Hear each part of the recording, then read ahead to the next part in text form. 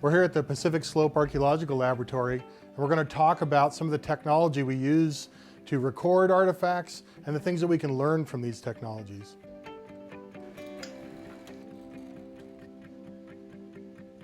So here to my right, we have a replica of an artifact that is sitting on this pedestal that's turning, and this other device over here that looks like a book on its end is spraying it with laser light. And the lasers bounce off the object, go back to a sensor, and it can measure its form, the geometry of it in a way that we just can't normally do with calipers or with a ruler. It provides us a data model of the shape of the thing that has tens of thousands of data points, if not more.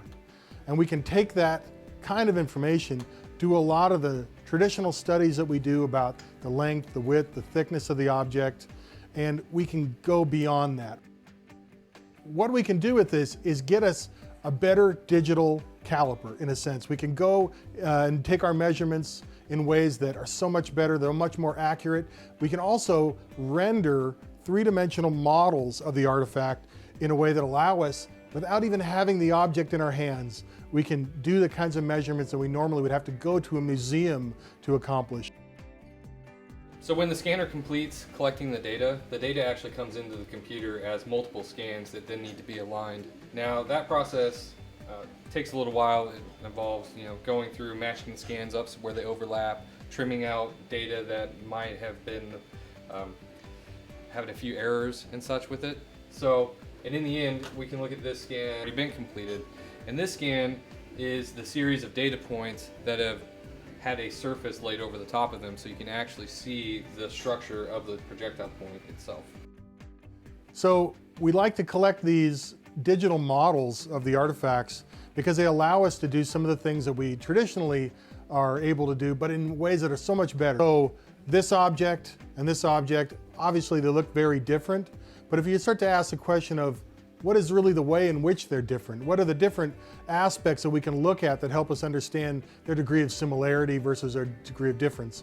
And getting a 3D scan of these objects really helps us get into the mathematics of how artifacts are designed, how they could be similar in different ways, especially through time from an evolutionary perspective. It just gives us a better foundation upon which we can make our interpretations. This equipment actually has a error of 0.005 inches or 0.1 millimeters. They make really good representations of the artifacts, and we're able to use that information to differentiate between different styles of points. Say, for example, if you have a point that looks like this that has length, width, thickness, and you have two of them, but the flake pattern is very different, we're able to actually measure that difference using this equipment. What's even better is we can take this three-dimensional model and send it off to have it replicated. We can print versions of the artifacts that we work with and distribute them to other people. We can use them for ourselves, for education. Students can handle them in classes. Students can handle artifacts that you never ever would be able to get your hands on. So to us, this is a great advancement. It helps us to democratize the idea of museums. Museums have a lot of information that belongs to humanity that they kind of keep under lock and key. Now, this isn't an evil plan, but what it is this a plan that's very practical to preserve them. But if we had three-dimensional models of lots and lots of these things, everyone could experience as much as they wanted about the past in ways that are very tactile, very representative. These kinds of things give us an enhanced view of the past. So we're reimagining the idea of doing archaeology in a 21st century digital way.